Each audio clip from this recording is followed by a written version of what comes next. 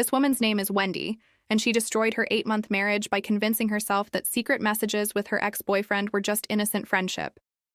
By the time she realized what she'd done, she'd lost everything. Her husband, her family's respect, her reputation, and even nearly her job. And through it all, she kept insisting she'd done nothing wrong. I'm Emma, and today on Mrs. Emma, I'm bringing you a story that will make you question everything you thought you knew about trust, boundaries, and self-deception in relationships. Wendy was 27 years old when her marriage fell apart. She'd been married to David for only 8 months, but if you asked her, she'd tell you the problems weren't her fault at all. According to Wendy, David was the one with issues. He was too controlling, too jealous, too suspicious. All she wanted was to keep her friendships alive and be her naturally social self. But let me take you back to where this story really begins, because Wendy and David's relationship had warning signs from the very start. Before they got married, Wendy stayed in contact with several men from her past. She didn't see anything wrong with this. To her, keeping up with old friends was completely normal behavior. Everyone has history, right? Everyone has people they used to date or used to be close with. Why should marriage mean cutting all those people out of your life? David, however, didn't see things the same way.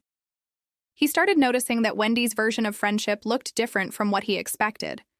She wasn't just occasionally catching up with old acquaintances. She was having deep conversations, meeting up for dinners, and maintaining close emotional connections with men she used to date. One particular friend kept coming up in their arguments: Tyler.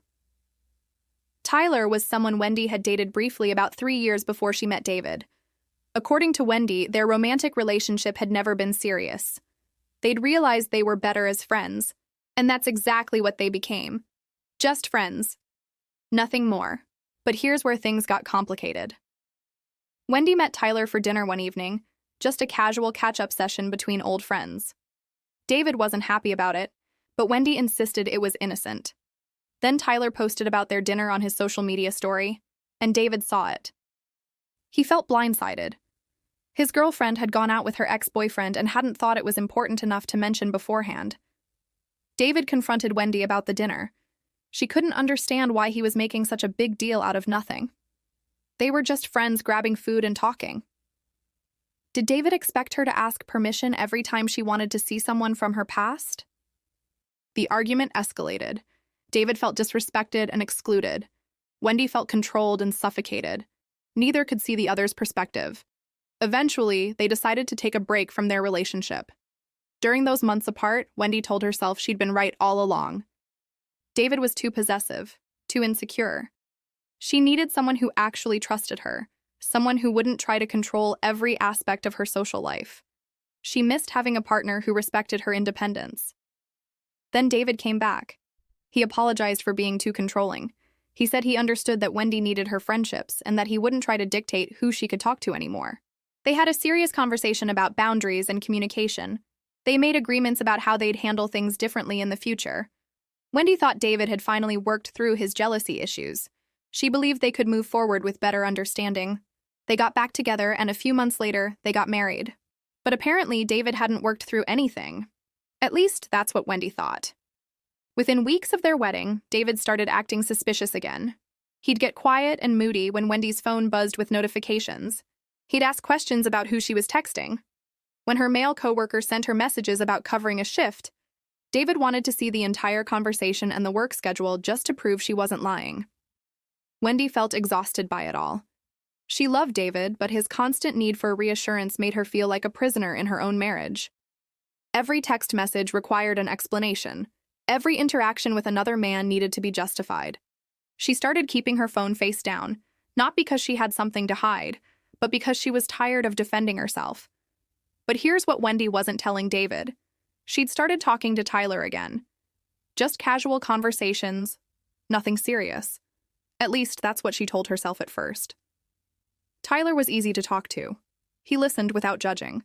He didn't make her feel guilty for being social and friendly. He understood her in ways that David sometimes didn't. Wendy knew David would be upset if he found out, so she simply didn't mention it. She convinced herself this wasn't lying. It was just choosing not to share information that would cause unnecessary drama. After all, there was nothing inappropriate happening. Tyler was just a friend, and David's insecurity wasn't her responsibility to manage. As the weeks went by, Wendy and Tyler started texting more regularly.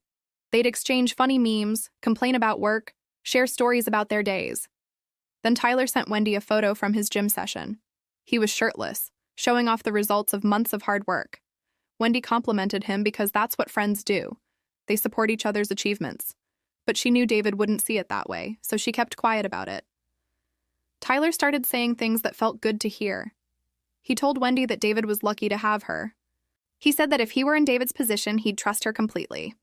He called David controlling, and hearing someone else validate her feelings made Wendy realize she wasn't crazy for feeling suffocated in her marriage. Then Tyler's messages became more personal.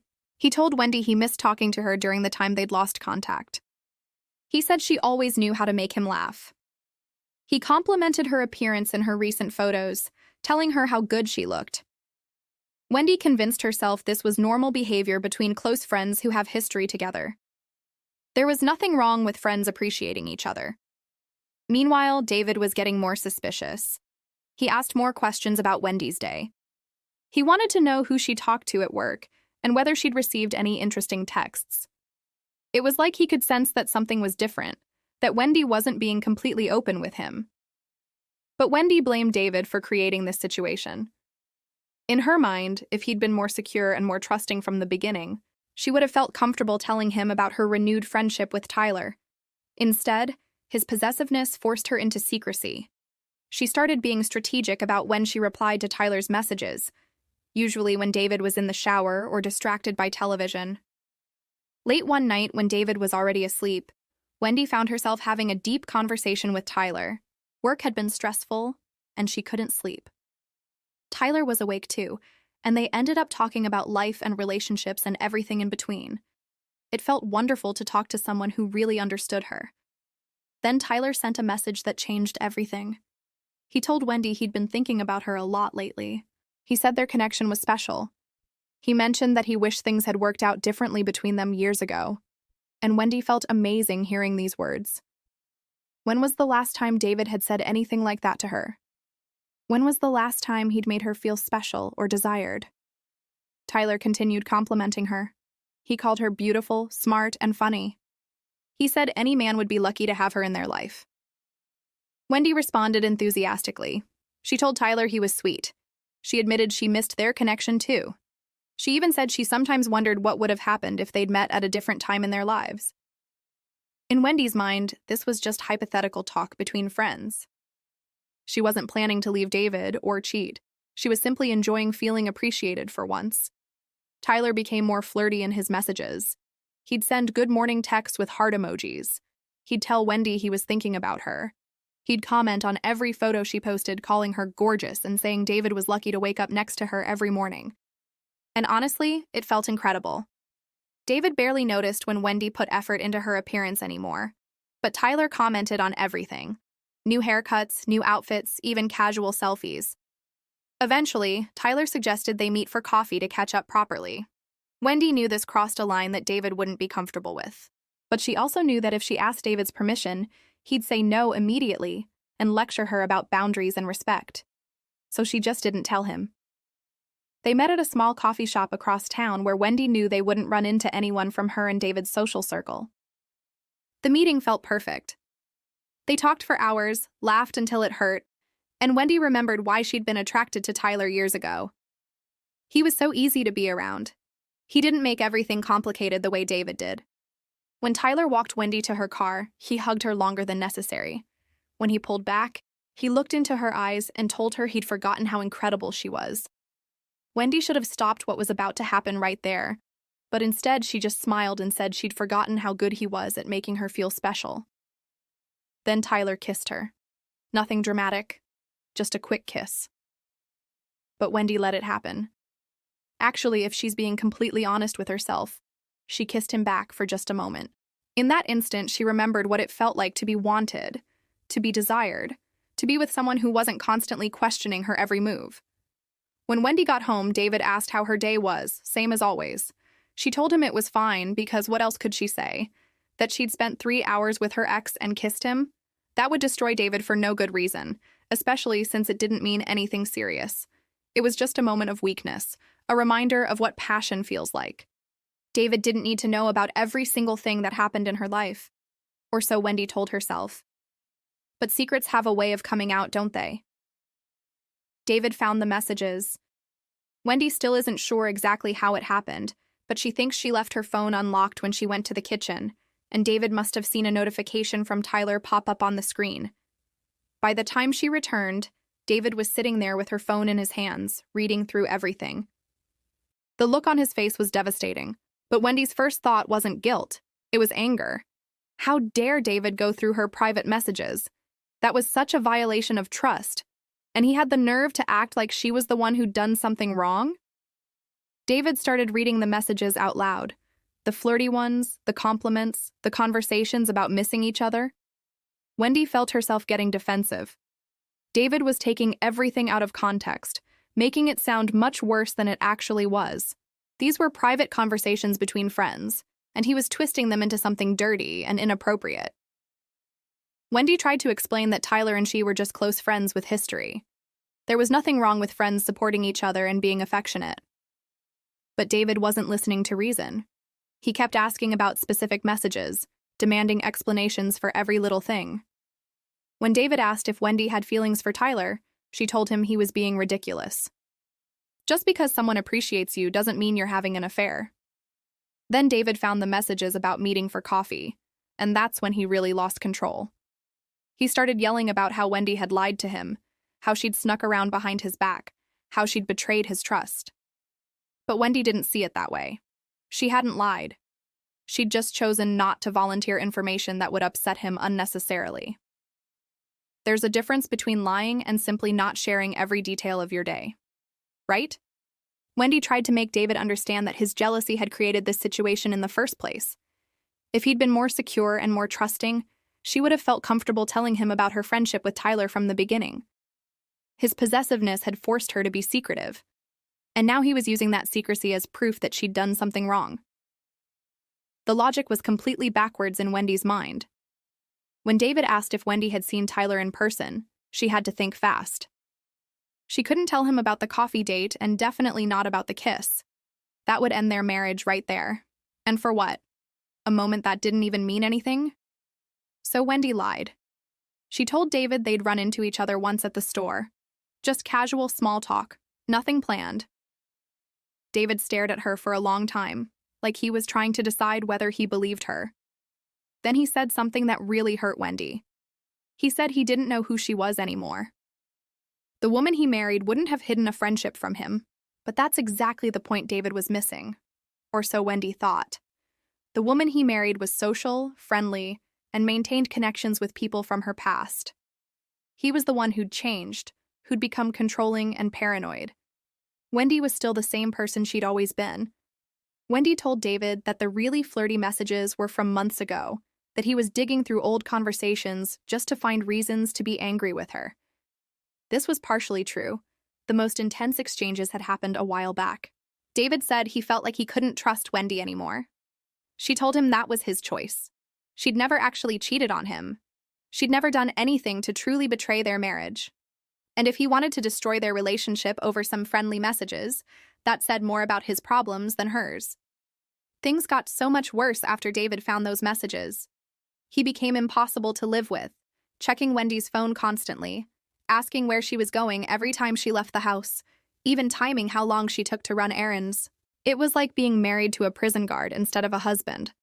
The ironic part was that David's behavior pushed Wendy closer to Tyler, not further away. When your own husband treats you like a criminal, of course you're going to appreciate someone who actually makes you feel good about yourself. Tyler could tell Wendy was going through a difficult time, and he was incredibly supportive. He'd send encouraging messages, remind her that she deserved better than constant suspicion, and generally be the friend she needed.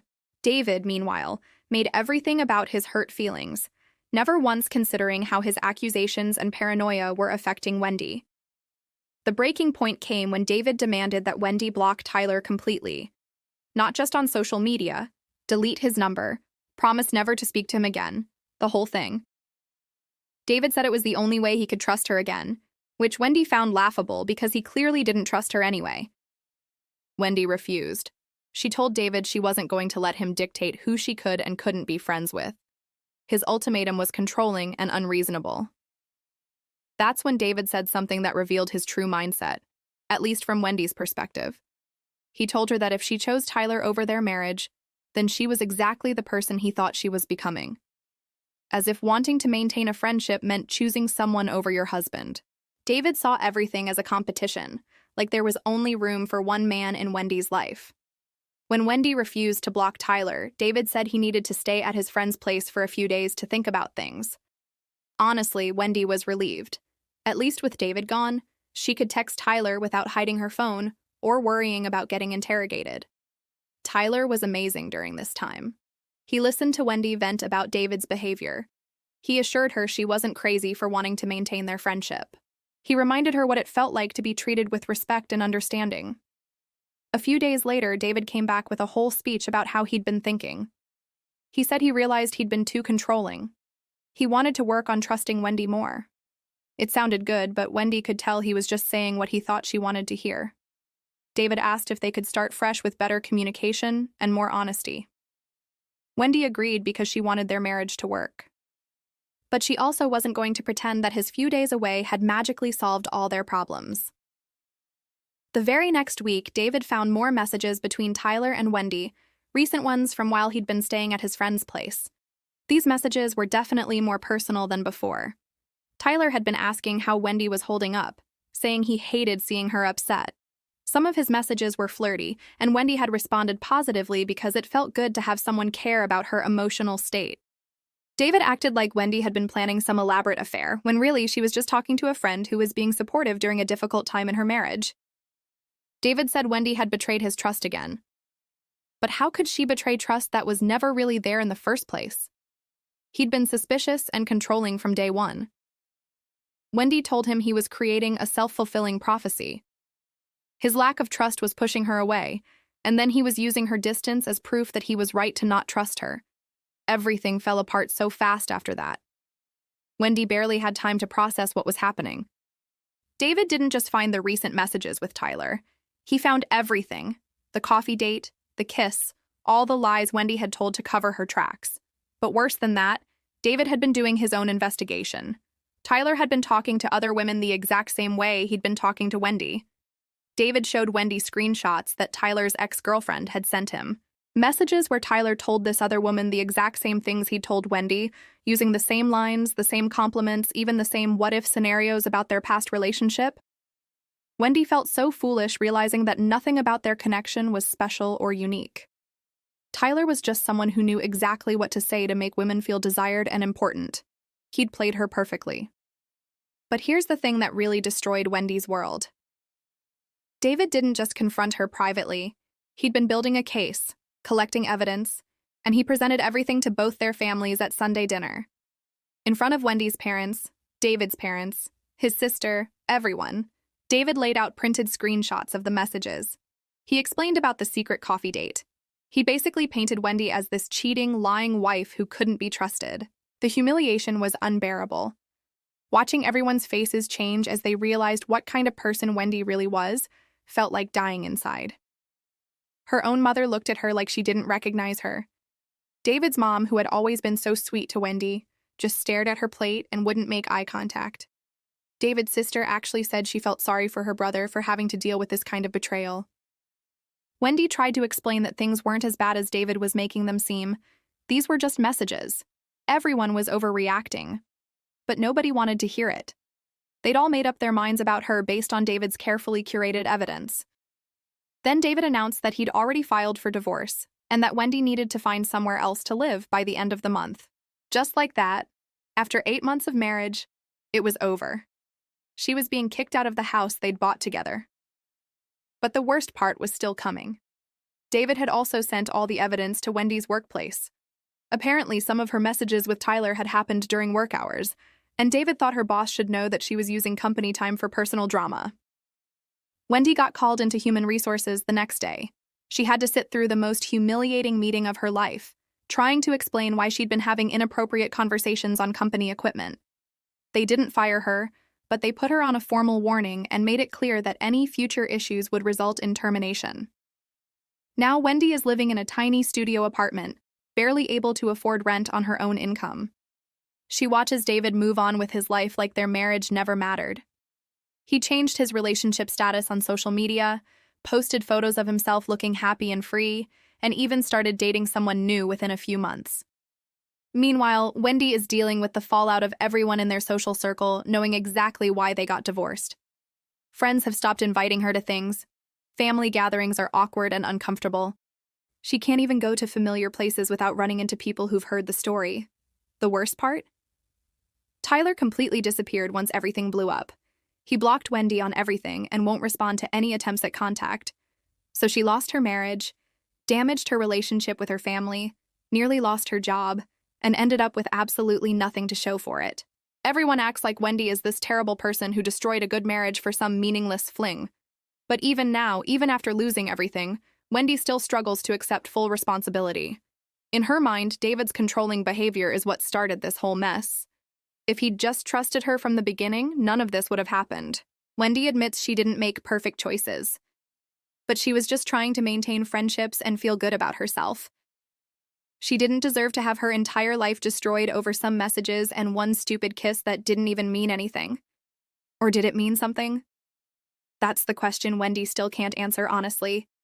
This story shows us how easily we can deceive ourselves when we're looking for justification instead of truth. Wendy convinced herself that emotional intimacy with another man was just friendship. She told herself that hiding things from her husband wasn't really lying. She believed that her needs for validation and appreciation justified crossing boundaries in her marriage. But the reality is that Wendy made choice after choice that led her away from her marriage and towards someone else. She prioritized her ego over her commitment. She chose temporary feelings of being desired over the long-term work of building trust with her husband. Were there problems in the marriage? Absolutely. David's jealousy and controlling behavior were real issues that needed to be addressed. But instead of working through those problems together or ending the marriage honestly, Wendy chose deception and betrayal. The saddest part of this story is that Wendy lost everything, and she still doesn't fully understand what she did wrong. She still sees herself primarily as a victim of David's insecurity, rather than someone who actively destroyed her own marriage through dishonesty and infidelity. This story is a powerful reminder that trust is the foundation of any relationship. Once it's broken, it's incredibly difficult to repair. And more importantly, it shows us that we can rationalize almost anything if we're not willing to look at ourselves honestly. What do you think about Wendy's story? Do you think David overreacted, or was his response justified? Have you ever been in a situation where someone you trusted was having inappropriate conversations behind your back? Share your thoughts in the comments below. If this story moved you, opened your eyes, or made you think differently about trust in relationships, please hit that like button. Share this video with your friends who might need to hear it. And don't forget to subscribe to Mrs. Emma's channel so you never miss another one of these powerful real-life stories. I'm Emma, and I'll see you in the next video. Thank you for listening.